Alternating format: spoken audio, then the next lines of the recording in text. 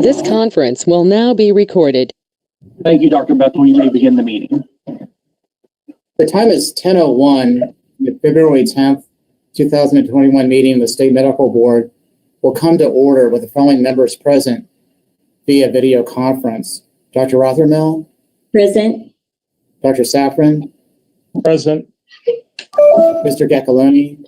Here. Dr. Soin? Present. Dr. Schottenstein? Dr. Reddy? I'm here. Present. Dr. Johnson? Present. Dr. Caccarella? Present. Ms. Montgomery? Here. Dr. Feibel? Here. And myself, Dr. Bechtel, present. On February 27th, the State Medical Board of Ohio will celebrate 125 years of public service. Since its establishment, the Medical Board has worked relentlessly to accomplish its mission of public protection through effective medical regulation. Its many roles in licensing, investigations, rulemaking, discipline, monitoring, and education provide a stable foundation for Ohio providers. When the board was founded in 1896, it licensed only allopathic physicians and midwives. Today, the medical board regulates more than 95,000 physicians and other healthcare professionals and has issued licenses to more than 240,000 individuals working in Ohio community. In addition to its regulatory responsibilities, the board has recognized the importance of engaging with public health concerns. Through collaborative partnerships and education, the board has helped address practices contributed to the epidemic, combat human trafficking, provide important pandemic and vaccine information, and to serve as a resource to those in need. To commemorate this monumental milestone, the medical board is creating a special anniversary signature block, a news item for the website, and a short video that will be shared on the board's social media channels. Board staff will also gather virtually to celebrate the occasion and hear from Director Stephanie Luca. The board has a tremendous responsibility to protect the public and uphold the practice of medicine, one it does not take lightly. 133 men and women have served as members of the State Medical Board over the course of 125 years. Many things have changed, but the board's purpose remains the same. As a board, we want to accomplish this work with confidence of the public and licensees to do the right thing. Please join us in celebrating the 125th anniversary. Thank you. Do I hear a motion to approve the minutes of the January 13th, 2021 board meeting as drafted? So moved. Second. Okay. All in favor? Hi. Any opposition or corrections? I'll move to reports and recommendations. The board will now consider the reports and recommendations that print in today's agenda. Each member of the board received, read, and has considered the hearing record, the finding of fact, conclusions, and proposed orders, and any objections filed in the matter of Linda Elaine Coleman, MD, and Marcus F., MD. Roll call. Dr. Rothermill. Abstain. Or yes. I'm sorry. Yes. Dr. Safran. Yes. Mr. Gaccaloni. Yes. Dr. Soin. Yes. Dr. Schottenstein. Yes. Dr. Reddy. Yes. Dr. Johnson. Yes. Dr. Caccarella. Yes. Ms. Montgomery. Yes. Dr. Feibel. Yes. And myself, Dr. Bechtel, yes. Further, does each member of the board understand that the board's disciplinary guidelines do not limit any sanction to be imposed, and that the range of sanctions available in each matter runs from dismissal to permanent revocation or permanent denial? Roll call. Dr. Rothermel, Yes. Dr. Safran, Yes. Mr. Gacaloni, Yes. Dr. Soin, Yes. Dr. Schottenstein, Yes. Dr. Reddy, Yes. Dr. Johnson, Yes. Dr. Caccarello, Yes. Ms. Montgomery, Yes. Dr. Feibel, Yes. and myself, Dr. Bechtel, yes.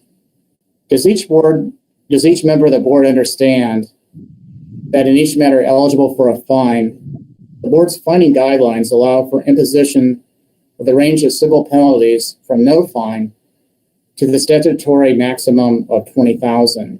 Roll call. Dr. Rothermel, Yes. Dr. Safran, Yes. Mr. Gacaloni, Yes. Dr. Soin, Yes. Dr. Schottenstein, Yes. Dr. Reddy, Yes. Dr. Johnson, Yes. Dr. Caccarello, Yes. Ms. Montgomery, Yes. Dr. Feibel, Yes. and Dr. Bechtel, myself, yes. In accordance with the provisions in Ohio Revised Code 4731.22 F2, specifying that no member of the board who supervises the investigation of a case shall participate in further adjudication of the case, the secretary and supervising member must abstain from further participation in the adjudication of any disciplinary matters. In the disciplinary matters before the board today, Dr. Rothermel served as the secretary and Dr. Safran served as the supervising member. In addition, I, Dr. Bechtel, served as secretary and or supervising member in the matter of Dr. Cox. During these proceedings, no oral motions may be made by either party. Finally, respondents and their attorneys addressing the board will be allotted 5 minutes to do so.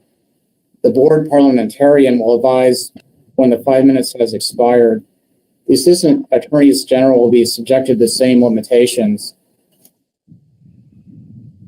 Please now turn to the matter of Belinda Elaine Coleman, MD. Objections have been filed and were previously distributed to board members. Bishop Maskey was a hearing examiner. A request to address the board has been filed on behalf of Dr. Coleman. 5 minutes will be allowed. Dr. Coleman? Hello.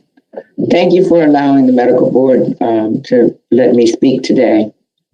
In 1999, my husband was diagnosed with cancer. And for the next 15 years, we balanced raising a 2-year-old, building my practice, and 3 bone marrow transplants. Most patients didn't know what I was going through in my personal life because I was able to leave it at the door and focus on their lives when I walked in my job. We were both very active in the community, so when he died in 2015, life changed. My son was in high school and trying to get recruited for college football, and suddenly I had to focus on him. Many coaches and friends extended a hand to help me through this difficult time. One of my patients was a lawyer who offered to help me with the estate process. He also expressed an interest in dating me. That was the farthest thing from my mind in those couple months after his death. I told him I can't and I don't date patients. On his own accord, he changed practices. I saw him periodically at fundraisers in the community. Right after Thanksgiving in 2016, my father, my mentor, my medical partner, and friend died of a suicide by gunshot wound to his head. My brother and I found him, and it was devastating to our family. I couldn't leave my problems at the door now. Every single patient, in their effort to be thoughtful, asked numerous questions about his death. Was he depressed? He didn't look good. And one even said, how could you let that happen? Of course, that further put the knife in my heart, and I felt like I should have been able to recognize his depression. and where he was mentally. I felt I had let down my brothers, but of course my father knew that, which is why his suicide note was addressed to me, asking me not to blame myself. I was emotionally drained by the time I would get home from work, but I had to care for my mother, who I had to move into my home at the time because she was totally dependent on others to help her. She is now in Columbus in independent living, where my brothers assist in her care. In late December 2016, after my father's suicide, I had a brief relationship with my ex-lawyer. It was 7 months since he was seen in my wellness practice, and 1.5 years since he discharged himself from my primary care practice. I was wrong in that I regretfully failed to discharge him from the hormone practice. I have never seen him since. I was depressed and reacted inappropriately to the trauma. I did seek care with therapy and made many changes in my life on how I react to stress. I am thankful for the boundaries class, as it helped me to further realize the boundaries I crossed and how the warning signs I did not see were there. I have tried to turn my reaction to this trauma into a positive by working with others with depression and guiding them through difficult times and how to make better choices without irreversibly damaging their lives. I have started a 501(c) program along with my father's fraternity to address depression. I have done multiple webinars throughout the COVID about depression and self-care. In my wellness practice, we stress TLC, which is total life changes, and self-care. Self-care is not selfish, but allows us to take care of others better. This will never happen again, as I am much more balanced and I practice what I preach. I have incorporated a fitness practice in my business as well as weight loss. And many days, patients will see me leaving my workouts at 6 a.m. prior to going to see patients. Virginia gave me a reprimand and did not restrict my license. If I get a suspension in Ohio, I will automatically be suspended in Virginia. I would have to close my practice, lay off the remaining staff I was able to keep during COVID. I am a single parent. My son is a senior in college. I do not plan on working in Ohio, but my Ohio license does affect my Virginia license. I have read Ms. Szymanski's report and her recommendations, and I feel she was fair in her assessment as well as recommendations. I respectfully hope the Ohio board will agree with Virginia and the recommendations of Ms. Szymanski. Thank you for your time. Thank you, Dr. Coleman. Does the Attorney General, Assistant Attorney General wish to respond? Yes, just very briefly. Good morning, members of the board. What I'd like to do this morning is just briefly redirect what I said in my closing argument for this case, in that the board certainly takes with a very keen eye cases that involve relationships between patients and doctors. And I believe that through the testimony and the evidence gathered in this case, that you have all of the information that you need to find an appropriate sanction for Dr. Coleman. Thank you. Thank you. Is there a motion to approve and confirm the proposed findings of fact, conclusions in order in the matter of Dr. Coleman? Do I have a motion? A second? Dr. Johnson. Dr. Johnson, thank you. I will now entertain discussion concerning the matter of Dr. Ms. Montgomery? Yes, I think we've all, first of all, sympathize where you've been, and for those of us who have met your father, and great respect for you and the family. But I think that when we look in Virginia, you see that she received a reprimand only, not even a fine. So I would ask this board to entertain considering no fine. And quite frankly, I'm not sure why we're in the business of reprimanding her. So my request is to amend this to, no reprimand and no fine. Do I have a motion? Ms. Montgomery's made a motion about no punishment and no fine. Do I have a second? Mark, second. And actually, I think we had drafted an amended proposed rule, motion for no further action. Right, and we'll email that to board members. You should receive an email from Benton right now, and I believe it amends the order to no further action. All right, and can I make a couple of comments here on the motion? Yes. Given the surrounding tragic facts, the death of respondent's husband, suicide by her father, essentially raising a child on her own, trying to care for an elderly mother while still breathing, the fact that she believes she was taken advantage, the fact that I believe she was taken advantage of during this vulnerable time by an attorney who should be quite aware that it's highly inappropriate to have a relationship with his client, especially an attorney who allegedly is an ethics lawyer with the Virginia Bar Association. And lastly, that the respondent has already been reprimanded by the Virginia board, does not intend to practice in Ohio. I don't see a reason to pile on here, given these highly significant mitigating facts. Hence, the motion for no further action, I think, should be supported. Thank you. Mr. Chairman, if I might additionally say, I might have a different position had the doctor continued to take care of this patient. And albeit I realize, and it's very important that we have appropriate boundaries. She did not continue to treat him.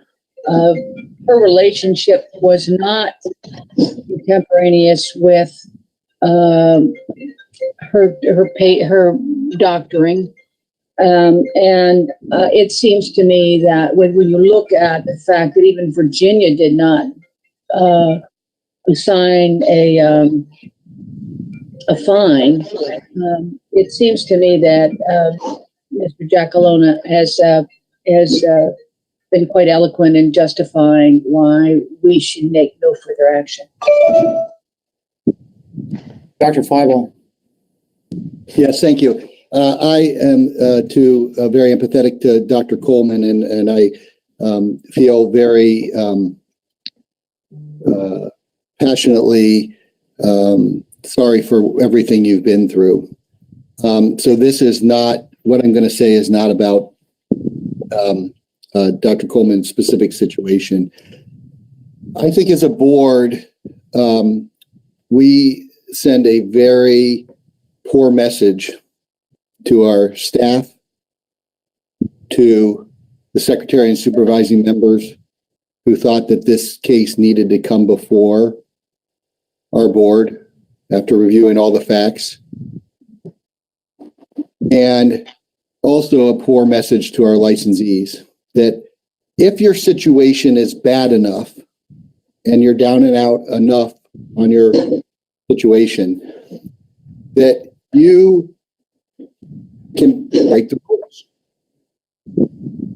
And while I agree with the idea that what the lawyer did was wrong, also by our rules, what Dr. Coleman did was wrong, because she was treating him while she was in a romantic relationship with him. I think our justification and our the mitigation comes in and what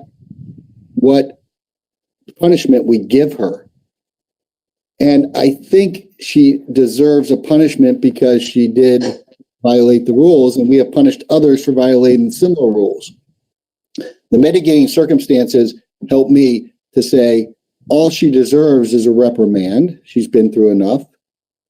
It will not affect her Virginia license, and she can still practice in Virginia. But we as a board have also stood for our principles and our message to the licensees, the staff, and the supervising member and secretary. So I would support reprimand with no fine.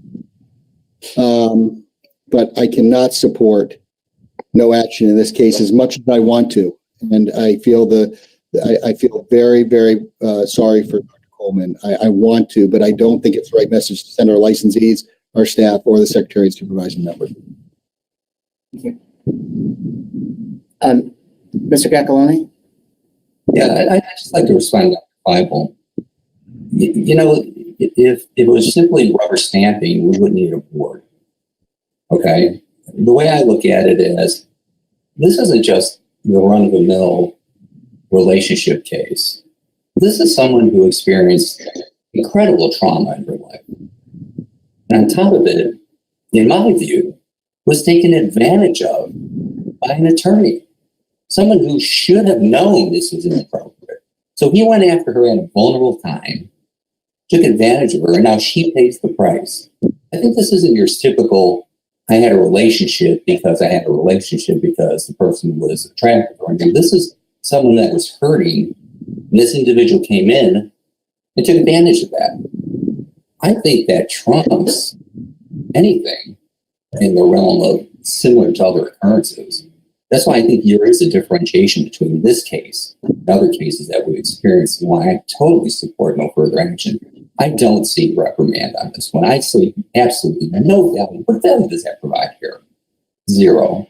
Is it going to make her a better person? I think she's already a great person based upon what I've read. So no, I don't see a value. And I think if any other case comes before us, it's going to have to reach a high hurdle to get this result again. So no, I totally support no further action. I think simply to put another reprimand on her is just basically cruel and unsubstantiated. Thank you. We have an amendment before the board introduced by Ms. Montgomery, seconded. Michael has a comment. Mike Johnson, Dr. Johnstein has something. Dr. Johnstein? Oh, thank you very kindly. So like everyone, I think, it's a heartbreaking story, and my heart goes out to the doctor regarding the losses that she sustained and the suffering that she has endured. But that said, this board does take a situation of a doctor dating a patient very seriously. And so I do think it's appropriate to approach this matter dispassionately, right? This is a case of mitigation. So the question is, what's the nature of the mitigating and aggravating circumstances? I actually substantially agree with defense counsel. There are multiple mitigating factors and really no aggravating ones that I can point to. I think the doctor's been honest and forthcoming in her testimony. I appreciate her feelings of remorse and her fully taking responsibility for her actions. I also appreciate the remediation she's engaged in to address the matter. I do think that this matter represents an aberration of behavior. There's no prior disciplinary record, and I believe this is an isolated incident that is unlikely to recur. There has been full and free disclosure to the board. There has not been an adverse impact on others, and she corrected the problem when she became aware of it. So, like Dr. Feibel, I'm respectful of the proposed order, but given the fact that the doctor has already been reprimanded in Virginia and that she doesn't practice in Ohio, I also would agree with the proposed amendment to take no further action. If I may make a comment as well, thank you. I generally agree with comments being made for the sake of the minutes and just for everyone out there. I don't think it's appropriate to date patients. I think that every single person that comes in front of the board today, next month, the month before, will present facts of mitigating circumstances. They'll present reasons and rationales to rationalize their behavior. And I think that's just right. At the same token, I agree with no further action. Had this physician not been reprimanded in another state, and had they not already had some form of punishment to make it known that this was not appropriate, I would feel differently. But because that has already occurred, I'm fine with no further action. Right, I agree with that. So we need to now move forward with a vote on the substance of the amendment. Amendment was made by Ms. Montgomery for no further action. It was seconded by Mr. Cacalone. We've had discussion on it. So I'd like to now vote on the substance of the amendment with roll call. Dr. Rothermel. I'd like to, Dr. Bechtel, if I can just also point out that the amendment also included a removal of the fine. So that the board members are clear on what they're voting on. It would be for no further action and also no fine. Thank you, Ben, for clarifying that. Yeah, no further action and no fine. Thank you. Dr. Rothermel, Abstain. Dr. Safran, Abstain. Mr. Gacaloni, Yes. Dr. Soin, Yes. Dr. Schottenstein, Yes. Dr. Reddy, Yes. Dr. Johnson, Yes. Dr. Cacarella, Yes. Ms. Montgomery, Yes. Dr. Feibel, No. and Dr. Bechtel, no. The amendment has passed. And so do I hear a motion to approve and confirm the proposed findings of fact, conclusions, and order as amended in the matter of Dr. Coleman? Do I have a So motion? Second? Second, Dr. Cacarella. Dr. Cacarella, second. And now we'll have a roll call. Dr. Rothermel, Abstain. Dr. Safran, Abstain. Dr. Soin, Yes. Mr. Gacaloni, Yes. Dr. Schottenstein, Yes. Dr. Reddy, Yes. Dr. Johnson, Yes. Dr. Cacarella, Yes. Ms. Montgomery, Yes. Dr. Feibel, No. and myself, Dr. Bechtel, no. The amendment has passed. I'm sorry, I don't think I recorded a vote for Mr. Giacalone unless I missed it. He said yes. Okay, beg your pardon. Yes, the motion does pass.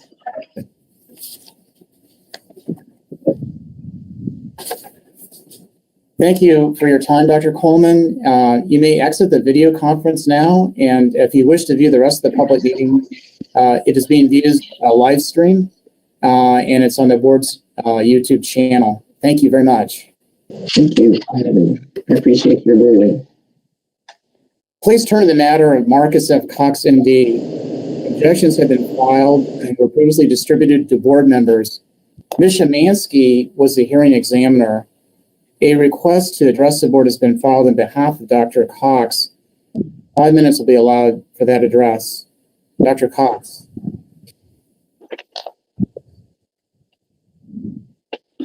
I'm sorry, Beth, we can't hear any audio. Members of the from you. board, good morning. I'm Beth Collis. I'm here today on behalf of Dr. Cox. There we go. It was just a few seconds behind. I think you're okay. Okay, my mic is on. Give me a second.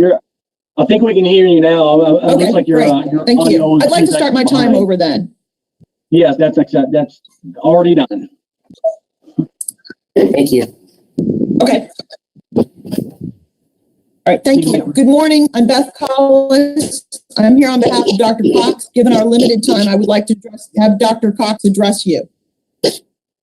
Members of the board, I cannot begin to Dr. express Cox. to you how devastating this case has been to me and my family.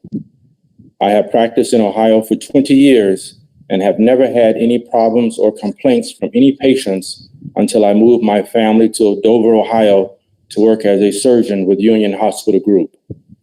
Patient number 2 had a painful abscess under her armpit on which my partner and I performed several operations to remove the infection and to alleviate her pain. She came to my office several times for treatments and follow-up. I did not feel that she needed to be gowned for me to examine her incision, as it was under her armpit and not in her breast area. She pulled her arm out of her blouse unprompted by me and never objected to the treatments that I provided. I talked with her throughout her examinations as a way to make her feel comfortable while I examined her. She was an employee of Union Hospital System, and I honestly felt that my comments were making her feel at ease. But with hindsight being 2020, I realized that I could have chosen my words better, and I will do so in the future. In terms of patient number 1, I want to be clear. I never asked patient 1 to walk across the room. I never pulled up her blouse and bra. I never touched her breast. Her testimony at the hearing was the first time I ever heard of this complaint, and I categorically deny that this took place. At all times while I examined this patient, she was sitting on the examination table. I examined her leg and told her I had to look at the skin on her shoulders and her back to see if she had any skin lesions in other areas, which was clinically indicated based on a lesion on her leg. I looked at her shoulders and back by slightly moving her blouse to see her skin. I never lifted her blouse. I never lifted her bra or touched her breast. I informed the patient what I was doing, and my examination was medically appropriate. I was horrified to hear what she testified to at the hearing, as this never happened. Thank you. Thank you, members of the board. In my 25 years of appearing before this board, I've never had a case where there's such a disconnect between the evidence produced at the hearing and the report and recommendation from the hearing examiner. The hearing examiner left out so many details in this case. I urge for you to report the objections that I have filed. In this case, you have a unique window into Dr. Cox's demeanor and personality. I ask that you table this case before you make a final determination and go back and re-review the video recording. In those recordings, you will see, as Dr. Cox testified, he was simply attempting to make comments that were to make her feel at ease and to find some sort of common ground. The state has taken his comments out of context, or they have misquoted his comments. If you will listen to his comments, he would talk to her about many things, including her family, her Christmas shopping, if she was getting ready for the holiday. He was not flirting with her. He was not making sexually inappropriate comments. But as Dr. Cox testified today, he could have used more appropriate word choices, and he will continue to do so in the future. In terms of his comments and in terms of we heard from patient number 1 in this case, her testimony is simply not believable. The testimony that she provided to this board is far different from what she told her employer. She found that her allegations were unsubstantiated, and they closed the investigation. Why are those details important? Because they shed doubt on her credibility. We do not know why this patient made these completely baseless and ridiculous complaints. We do know, and as I argued at hearing, that sadly, it is not common today for white women, or some women, to be nervous or frightened by a Black man, even a Black physician. According to the AMA, only 5% of physicians in America are African American. We live in a society today where actions of Black men are often seen as threatening to some population. The state may like to argue that Dr. Cox should have had a chaperone present, but he was not charged with failing to have a chaperone. He was not required by his employer to have a chaperone. In fact, we heard testimony from Marion Rupert, his assistant, who was present in both of these appointments as she did the title. And she said she was specifically advised by management to not be present in the room, and was not required to be in the room with every patient, but she was available in the offices on these appointments. We specifically request that. Parliamentarian, your 5 minutes has expired, so I would ask you to conclude your thoughts, please. Very briefly, thank you. Dr. Cox's conduct is not violating the Medical Practice Act. If you find his comments to patient 1 were inappropriate or 2 were inappropriate, we ask that you have him do continuing education, but it does not rise to the level of a suspension or certainly revocation of his license. Thank you. Thank you, Ms. Collis. Does the Assistant Attorney General wish to respond? I do. Thank you. Good morning, Dr. Bechtel, members of the board. Can you guys hear me okay? Mm-hmm. All right, great. Yes. So as you know from reviewing the record, you have 2 separate allegations of sexual misconduct with 2 separate witnesses that don't know each other. Patient 1 went to Dr. Cox for him to look at a wound on her leg, and she explained in great and consistent detail how he ended up lifting up her tank tops, her bra, and fondling her breasts the way her husband would touch her. Patient 2 videoed Dr. Cox making sexually suggestive comments while she lay on his examination table in her red bra with no shirt and no gown, Dr. Cox claims they're both lying and they're both vindictive. He says the burden's now on you to determine the credibility, but that's just wrong on all counts. First, thankfully, it's not on you to determine the credibility of these witnesses because that's a really hard thing to do without watching them testify. That's a really hard thing to do just reading a piece of paper. The hearing examiner has already determined that these women are credible. She already determined by watching them testify, by watching their facial expressions, their body language, by watching Dr. Cox's facial expressions and body language, hearing the pauses after questions were asked, which the transcript does not pick up. She was in a better position to gauge the credibility of the witnesses than you are sitting with the transcript today. And she believed these women, and she didn't believe Dr. Cox. Dr. Cox argues you can't trust patient one because the only evidence you have is her eyewitness account. So in other words, there's no independent evidence. There's no video. In order to discount patient one's version of the events, you either need to find she is outright lying or she's crazy. Because as you heard from Dr. Cox today, there is no middle ground in this case. There is no room to think that she misinterpreted an event. He flat out says, I didn't touch her breasts. She flat out says, he fondled my breasts. This isn't a case where she had some misunderstanding based on implicit biases or any other reason. This isn't that case. After thorough cross-examination, there was not a single motive identified why patient one would lie about this or make this up. Counsel for Dr. Cox appropriately explored the possibility of racial bias, but it's just not there. She never filed a complaint against another healthcare provider. She didn't sue Dr. Cox for money. The only thing this patient did was immediately walk out into the parking lot and call the hospital and say, oh my God, this man just did this to me and I don't want him to do it to anybody else. That was her only motive identified in hearing. Dr. Cox points to the fact that the hospital summarized this patient's complaint differently than how she testified in the hearing. The hospital allowed him to resign in light of this before they were going to fire him. So obviously they thought that this was more than a breast exam. But according to Dr. Cox, you can't trust patient one because she doesn't have independent proof. But you can't trust patient two either because she videoed it. Now, I really struggle to understand this one.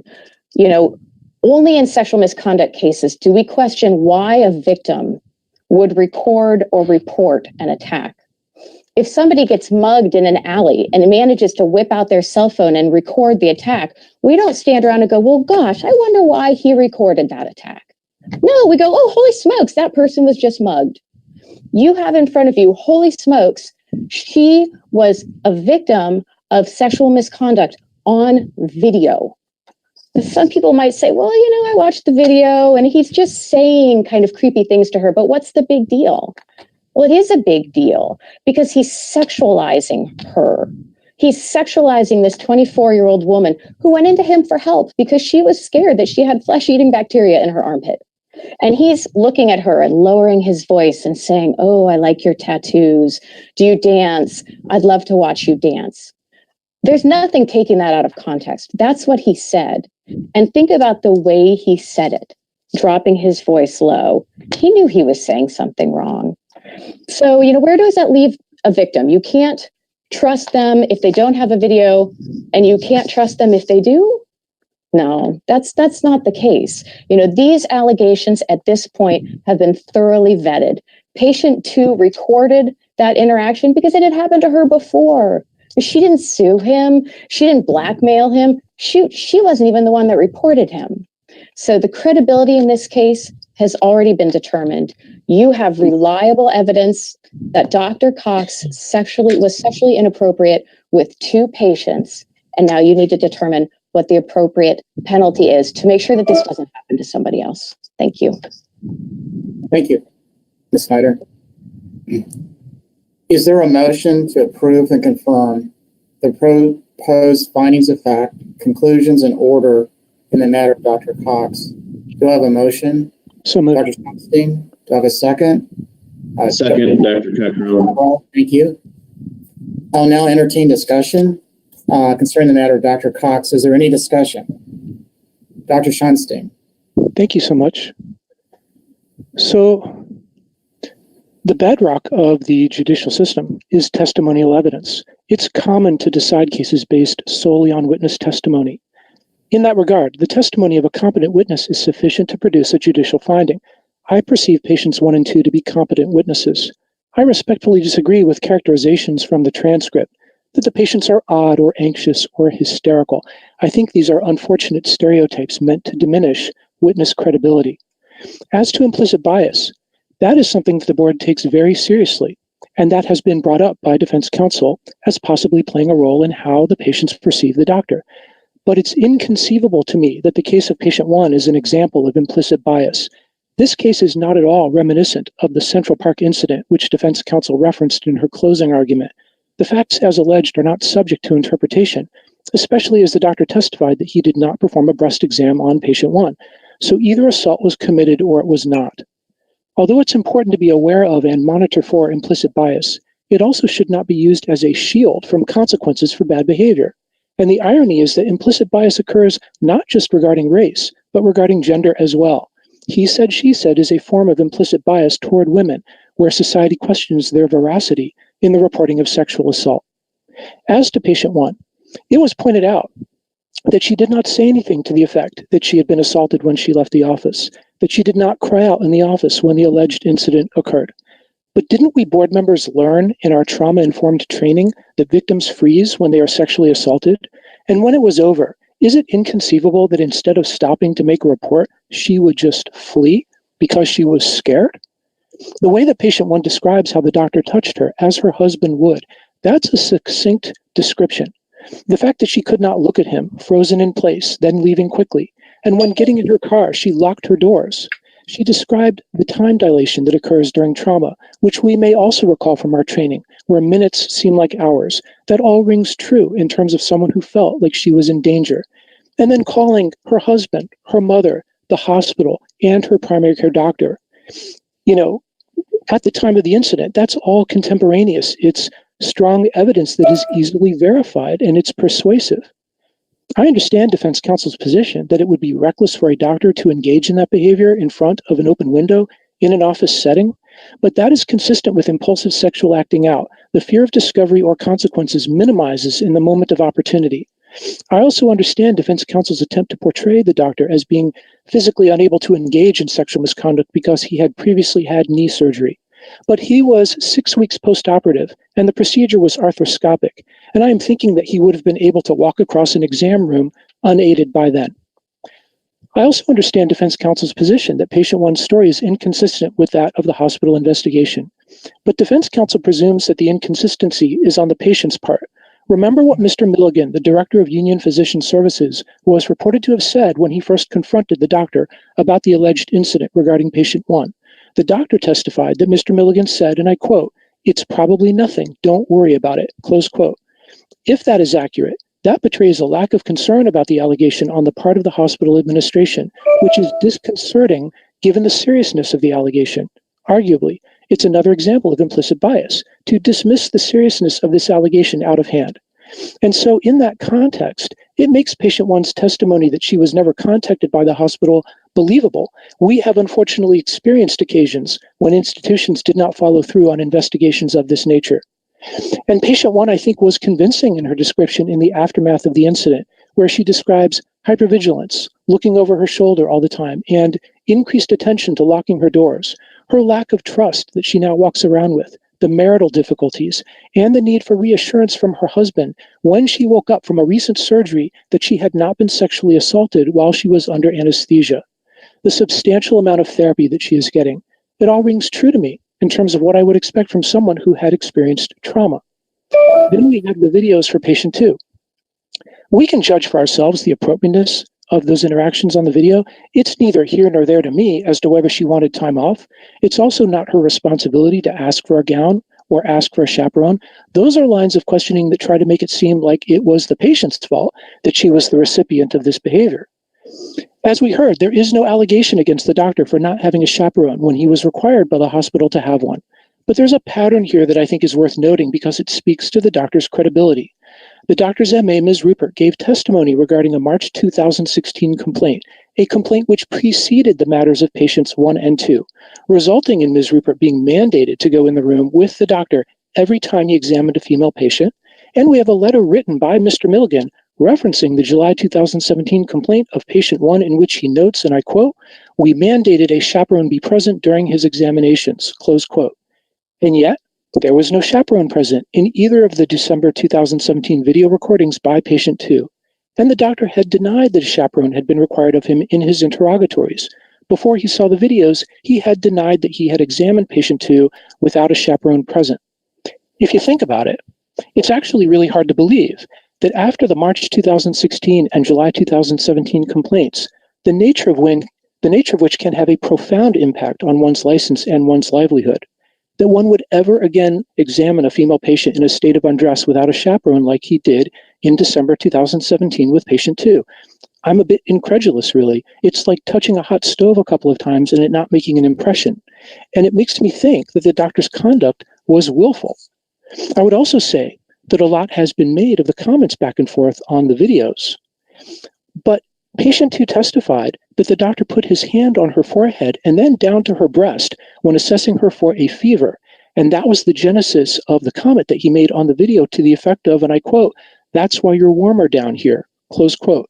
So not just comments that may or may not be banter. I feel like that itself is substantially concerning because it's sexual contact disguised as a medical exam, something that is completely inappropriate in and of itself. I listened to the videos of the patient encounters, and I found myself cringing as I was listening. Of course, doctors try to put their patients at ease in the office setting, but we talk about the Buckeyes or the weather.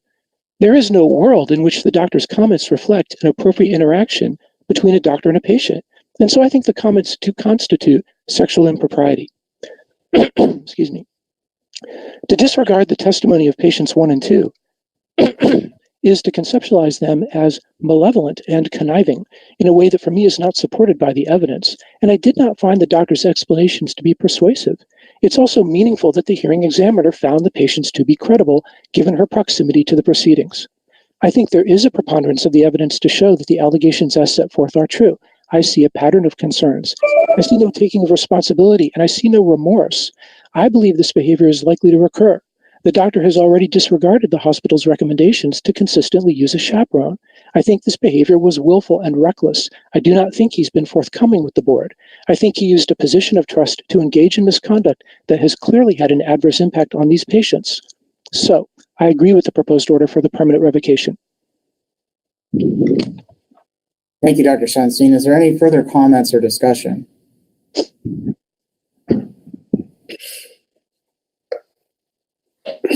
Ms. Montgomery? I think Dr. Schonstein has wonderfully summarized a very sad and difficult case.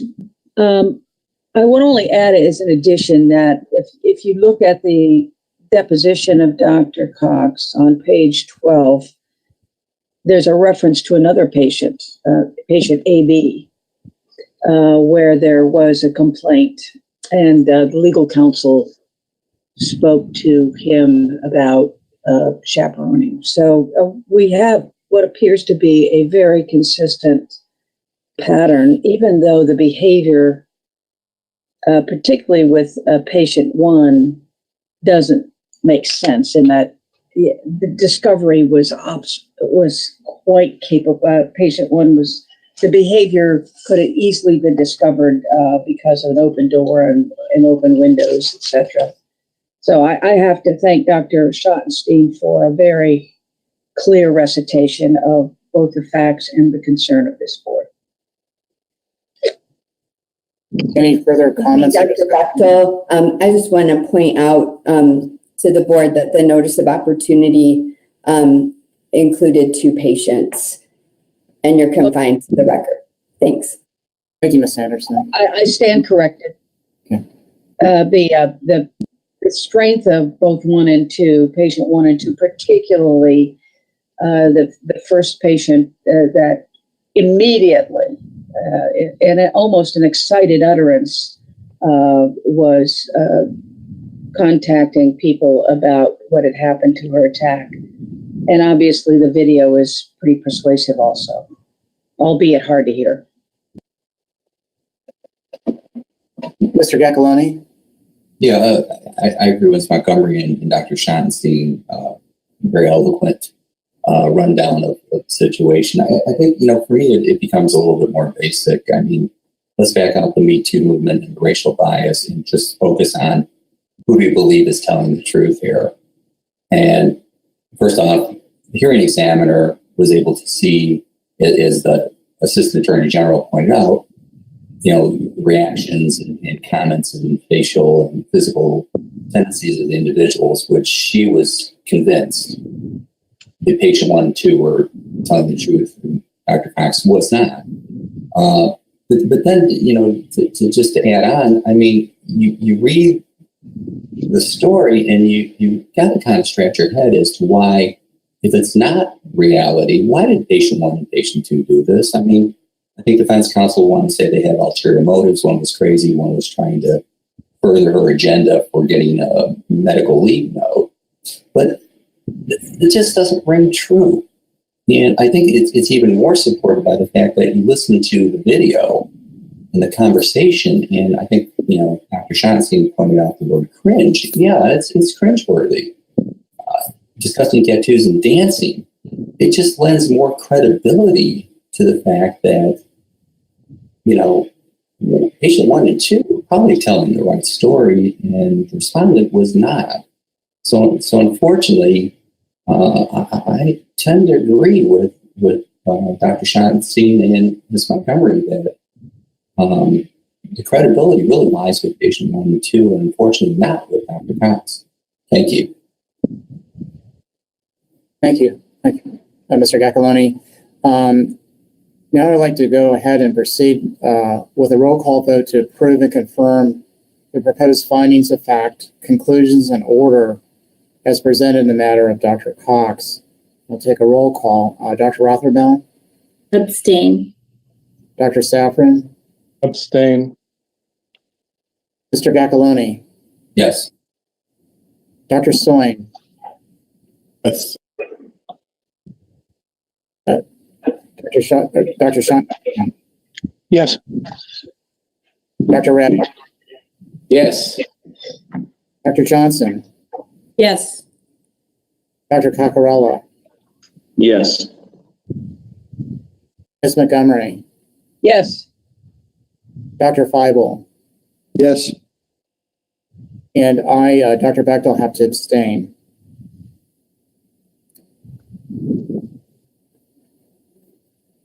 Thank you. The motion passed. Okay, thank you.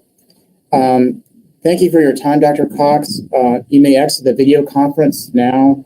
If you wish to view the rest of the public meeting, it is being live streamed on the board's YouTube channel. Thank you, sir.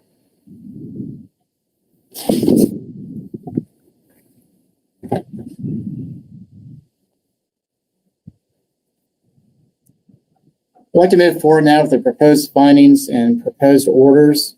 In the following matters, the board issued a notice of opportunity for hearing. No timely requests for a hearing were received. The matters were reviewed by a hearing examiner who prepared the proposed findings and proposed orders, and they are now before the board for final disposition. These matters are disciplinary in nature, and therefore the secretary and supervising member cannot vote. In the matters, Dr. Rothermel served as secretary and Dr. Safran served as supervising member. In addition, I, Dr. Bechtel, served as a secretary or supervising member in the matter of Dr. Nam. We'll now turn to the matter of Angela Dawn Bovia, RCP. Do I hear a motion to find the allegations as set forth in the September 11th, 2019 Notice of Opportunity for Hearing in the matter of Ms. Bovia have been proven to be true by a preponderance of the evidence, and to adopt Ms. Lee's proposed findings and proposed orders? Do I have a motion? Moved. So moved. Dr. Schottenstein, and then second by Dr. Johnson. I'll now entertain discussion concerning the matter of Ms. Bovia. Is there any discussion? I would like to mention one thing in regards to this. I believe that under the proposed order, it was mentioned that she was a massage therapist. Under the proposed findings, it says first licensed to practice as a massage therapist. She's a respiratory therapist, so I think there's a typo there that needs to be corrected.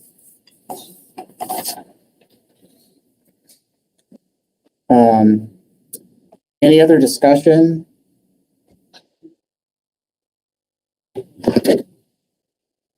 I'll proceed with a roll call vote to approve and confirm the proposed findings of fact, conclusions, and order as presented in the matter of Ms. Bovia.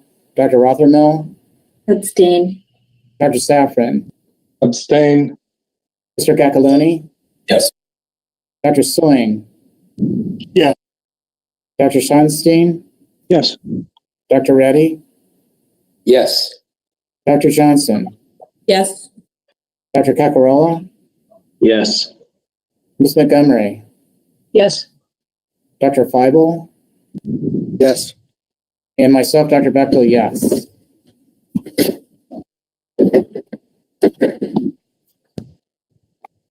Please turn now to the matter of Dr. Conchola. Do I hear a motion of, let's see. Do I hear a motion to find that the allegations as set forth in the July 8th, 2020 Notice of Opportunity for a Hearing in the matter of Dr. Conchola have been proven to be true by a preponderance of the evidence, and to adopt Ms. Lee's proposed findings and proposed orders? Do I have a motion? So moved. So moved, Dr. Cockrell. Dr. Cockrell, a second. I will now entertain discussion concerning the matter of Dr. Conchola. Is there any discussion?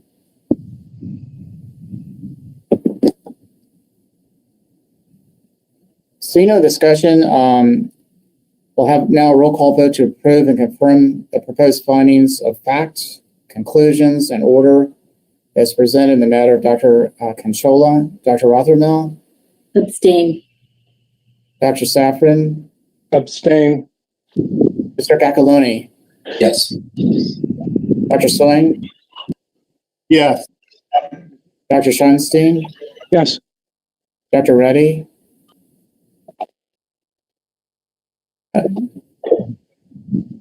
Yes. Thank you. Dr. Johnson? Yes. Ms. Montgomery? Yes. Dr. Feibel? Yes. And myself, yes, Dr. Bechtel. Please turn to the matter of Melissa M. Cryer, DO. Do I hear a motion to find that the allegations as set forth in the July 8th, 2020 Notice of Opportunity for Hearing in the matter of Dr. Cryer have been proven to be true by preponderance of the evidence, and to adopt Ms. Lee's proposed findings and proposed orders? Do I have a motion? Dr. Johnson. Dr. Johnson, thank you. Second? Dr. Reddy, thank you. I will now entertain discussion concerning the matter of Dr. Cryer. Is there any discussion? Seeing no discussion, we'll move ahead with a roll call. Roll call vote to approve and confirm the proposed findings of fact, conclusions, and order as presented in the matter of Dr. Cryer. Dr. Rothermill? Abstain. Dr. Safran? Abstain. Mr. Gacaloni? Yes. Dr. Swing? Yes. Dr. Schonstein? Yes. Dr. Reddy? Yes. Dr. Johnson? Yes. Dr. Coccarello? Yes. Ms. Montgomery? Yes. Dr. Feibel? Yes. And myself, Dr. Bechtel, yes. Please turn to the matter of Raymond McLulo, DO. Do I hear a motion to find that the allegations as set forth in the August 12th, 2020 Notice of Opportunity for Hearing in the matter of Dr. Magliolo have been proven to be true by preponderance of the evidence, and to adopt Ms. Lee's proposed findings and proposed orders? Do I have a motion? So moved, Dr. Cockrell. Second? Dr. Reddy, thank you. I will now entertain discussion concerning the matter of Dr. Equililo. Is there any discussion?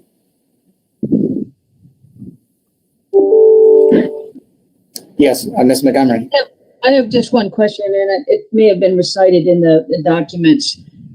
Is this permanent revocation, can we also find him, or is this not finable? Dr. Rothermel has already indicated it's not finable, so that answers my question. Thank you. Thank you. Roll call vote to approve and confirm the proposed findings of facts, conclusions, and order as presented in the matter of Dr. Beglilo. Dr. Rothermel? Abstain. Dr. Safran? Abstain. Mr. Gacaloni? Yes. Dr. Soin?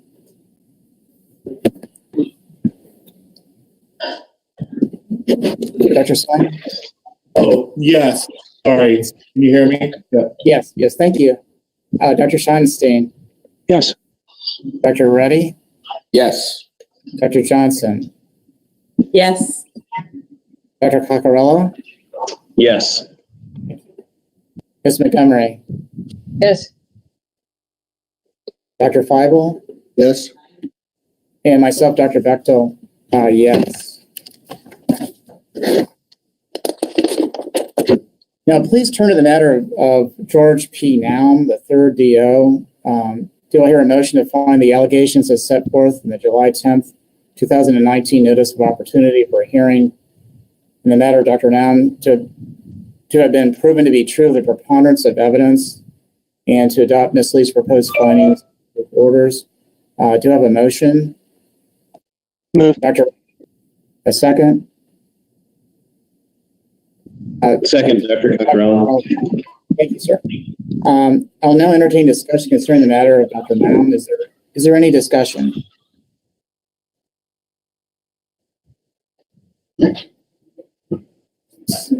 Seeing the discussion, we'll move ahead with a roll call. A roll call vote to approve and confirm the proposed findings of fact, conclusions, and order as presented in the matter of Dr. Naum. Dr. Rothermel? Abstain.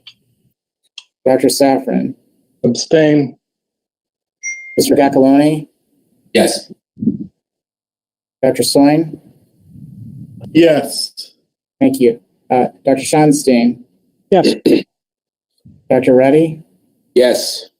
Dr. Johnson? Yes. Dr. Coccarello? Yes. Ms. Montgomery? Yes. Dr. Feibel? Yes. And myself, Dr. Bechtel, will have to abstain. Thank you. Please turn to the matter of Michael Sorkas Zara, MD. Do I hear a motion to find that the allegations as set forth in the March 11th, 2020 Notice of Opportunity for a hearing in the matter of Dr. Zara have been proven to be true by a preponderance of the evidence and to adopt Ms. Lee's proposed findings and proposed orders? Do I have a motion? So moved, Dr. Coccarello. Dr. Scheinstein, second. Thank you very much. Any discussion in this matter? Seeing no discussion, we'll have a roll call vote to approve and confirm the proposed findings of fact, conclusions, and order as presented in the matter of Dr. Zahara. Dr. Rothermel? Abstain. Dr. Safran? Abstain. Mr. Cacaloni? Yes. Dr. Soin? Yes. Dr. Scheinstein? Yes. Dr. Reddy? Yes. Dr. Johnson? Yes.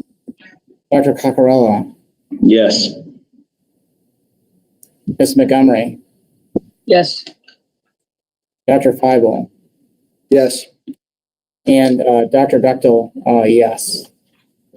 We'll now entertain a motion to go into executive session to confer with the medical board's attorneys on matters of pending or imminent court action and the purpose for deliberating on proposed consent agreements and the exercise of the medical board's quasi-judicial capacity, and to consider the appointment, employment, dismissal, discipline, promotion, demotion, or compensation of public employee or officials.